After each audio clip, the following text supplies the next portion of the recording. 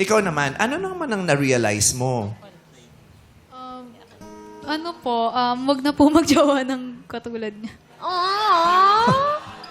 Ano ba yung ibig sabihin ng katulad niya? Kasi first ano ko nga po siya, parang siya yung pinaka-first na real ano ko. Yung parang niloloko niya ako, ganun. Tapos ilang months ko pa po bago malaman yung totoo. Ayun po kasi masakit sa akin. Yung parang parang sa ilang months ko po kasi bago nalaman. So parang niloko niya ako ng ano. Naniniwala ka ba na hindi na magbabago si Ivan? Wala na ba siyang chance mag-change? Para sa akin kasi nagka-trauma na po ako sa kanya. Kung naiiyak ka, ba't ilong ang tinatakpan mo? Hindi, Joke. kasi... sobra mo bang minahal si Ivan? Opo.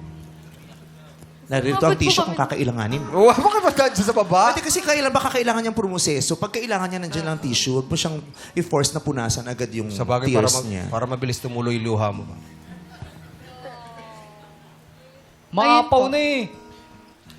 Sabihin mo kung kailangan mo, hindi ka nagsasalita. Ayoko kasi manguna. Nagkaka-miscommunication kayo pag ganyan eh. Yan. Nakahingi ba ng tawad Malinaw. sa'yo si Ivan? Hindi po. Ay, hindi po yung ano. Hoy, hindi ka nag-sorry. Ay! Aray ko! Dito ka lang! Guys! Wait! Oh, bakit ikaw ilong din tinatakpan mo? Ha? Ba't ilong din tinatakpan mo? Ito ang mabaho, bibig. Ano? Naamoy mo yung mata ko? Bakit nagagalit? Ay, Ro! Ayan. Ang mabuti tinakpan ko. Malas talaga ngayon eh. Malas tayo ngayon. Nasaktan Sorry, ako. sorry. Buwang ako. Sorry. Buwang ako. Bakla ba ako? Okay. Ba't hindi ka nag-sorry, Ivan? Kasi naano ko po talaga na sobra ko siyang nasaktan nun. Naghintay pa po ako ng mga ilang weeks po bago mag-sorry. At Parang- least sa text, hindi ka nag-sorry. Hindi po. Oh, kahit voice message. Parang pinaupa ko muna yung galit niya bago ako mag-sorry. Kasi baka mas lalong lumala. O pinahupa. Pero why did it take forever? Bakit hanggang ngayon, humuhupa pa ba? Inaantay mo pa ba yung paghupa?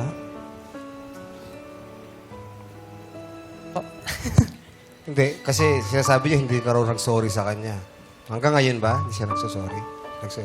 Yung seryoso, hindi po eh. Parang, kasi magkaklase nga po kami, parang joke yung ginagawa niya. So, hindi ko po nakikitang ano. Kailangan mo pa ba ang sorry niya ngayon o hindi na? For me, parang hindi na po ganun. Naawa lang ako sa sarili ko kasi parang naloko ko ganun. Tapos binigay ko na po yung best ko sa kanya.